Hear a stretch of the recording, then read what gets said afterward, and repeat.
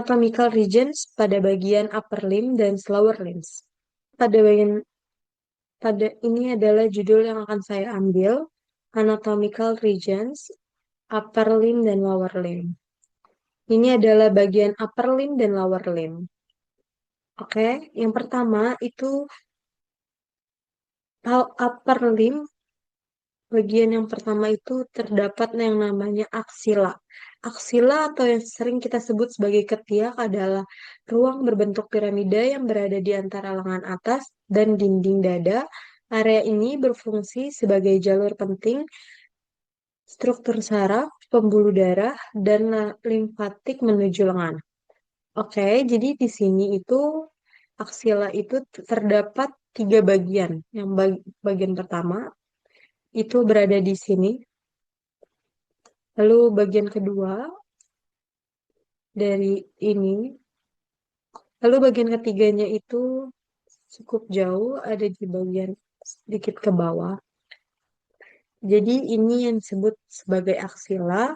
Lalu aksila ini juga berbentuk sebagai piramida. Seperti ini. Ini yang sering disebut sebagai aksila karena berbentuk piramida yang berada di bagian upper limb.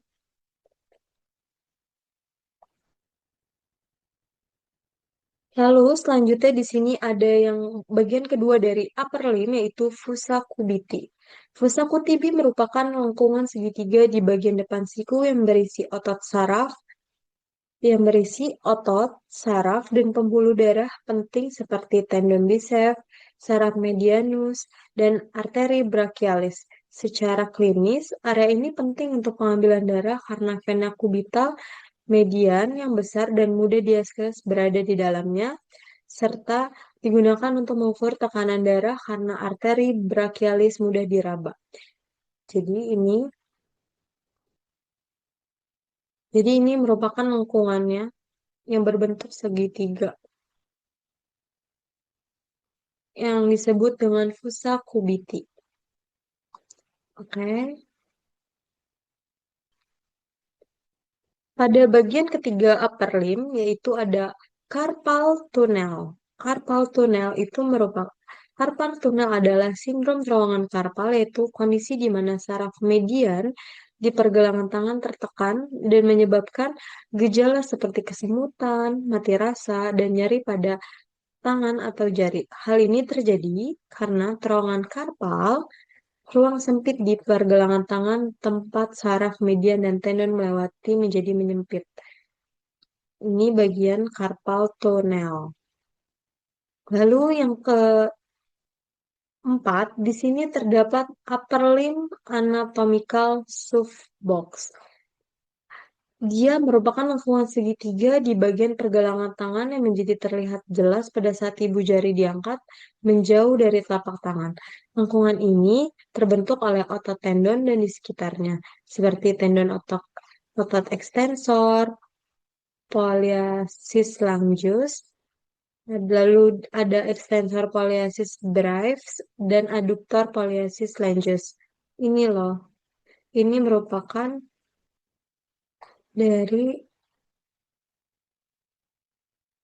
lengkungan segitiganya dari anatomical softbox. Oke, lanjut. Di bagian keempat ini terdapat upper limb, extensor tendon compramen. Compramen tendon extensor adalah terowongan anatomis pergelangan tangan yang berfungsi untuk meluruskan jari dan pergelangan tangan. Di sini terdapat ada kompramen 1, 2, 3, 4, 5, dan 6, serta mempunyai fungsi masing-masing. Lalu di sini akan membahas landmarks of upper limb. Yang pertama itu ada MCP joints, yaitu berada di lekukan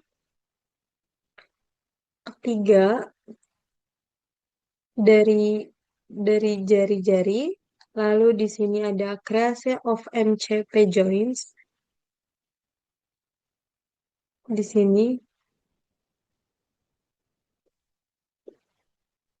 Lalu di sini ada radial steatoid process.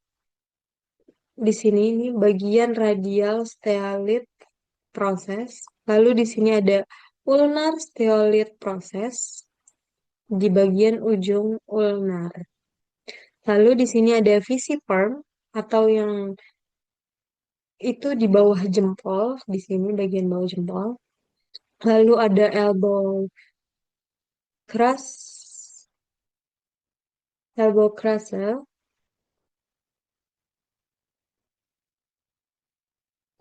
Lalu di sini ada proximal end of the orthosis dan any bony prominence or pressure or intolerant area. Lalu kami akan membahas, lalu saya akan membahas lower limb. Pada bagian pertama itu ada gluteal regions, yaitu adalah area anatomi di bagian belakang panggul yang umumnya dikenal sebagai bokong. Area ini merupakan tempat bagi otot-otot bokong, mu- gluteal muscles yang bertanggung jawab untuk gerakan dan stabilis tubuh. Daerah ini memanjangkan diri crista iliaca atau tulang punggung bagian atas hingga lipatan gluteal bawah. Jadi ini yang disebut gluteal regions, bagian pantat atau bokong. Lalu di bagian kedua dari upper limbs terdapat hip regions. Hip regions adalah area anatomi di sekitar sendi pinggul yang terletak di antara panggul pelvis. Ini panggul pelvis. Lalu ada tulang paha femur. Ini tulang paha femur. Lalu istilah ini merujuk pada area yang meliputi tulang punggung yang lebih besar seperti sendi panggul yang kompleks dan jaringan lunak di sekitarnya. Oke, lanjut di bagian lower limb. Itu di bagian ketiga itu ada namanya femoral regions. Femoral regions adalah daerah paha bagian atas yang membentang dari sendi panggul hingga lutut.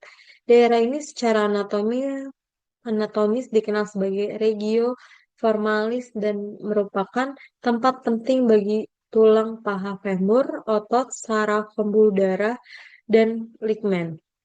Ini ini adalah gambar dari femoral regions. Oke, dilanjut. Hmm, di sini ya, ada kane regions. Kane regions adalah daerah lutut, yaitu sendi terbesar salah satunya paling kompleks di tubuh yang terletak di antara paha dan betis. Sendi ini dibentuk oleh persimpangan tulang paha femur, tulang kering tibia, dan tempurung lutut patella, dan mendukung gerakan fleksi, menekuk, ekstensi, meluruskan, serta sedikit rotasi pada kaki. Oke, lanjut.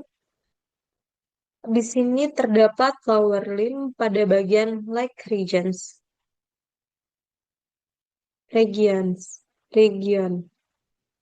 atau disebut juga region kaki, mengacu pada area tungkai bawah yang membentang dari lutut hingga pergelangan kaki.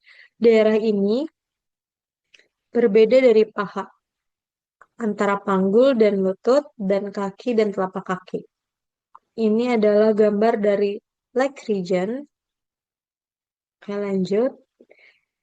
Di sini terdapat taluk Talurukal regions. Talurukal region adalah nama medis untuk area atau wilayah di sekitar sendi pergelangan kaki. Sendi ini menghubungkan kaki dengan tungkai bawah dan berperan penting dalam gerak seperti menekuk dan meluruskan kaki. Jadi ini dari talurukal regions. Lalu dilanjut ada di sini bagian lower limb foot regions. Foot region atau area kaki adalah bagian paling ujung tungkai bawah yang menjadi yaitu tiga bagian utama. Seluruh struktur memungkinkan manusia menopang berat badan. Nah, ini ada tiga bagian. Itu ada hind foot, itu bagian paling atas. Hind foot itu ada di bagian tengah. Ada forefoot. Oke, sekian presentasi dari saya. Sekiranya ada kesalahan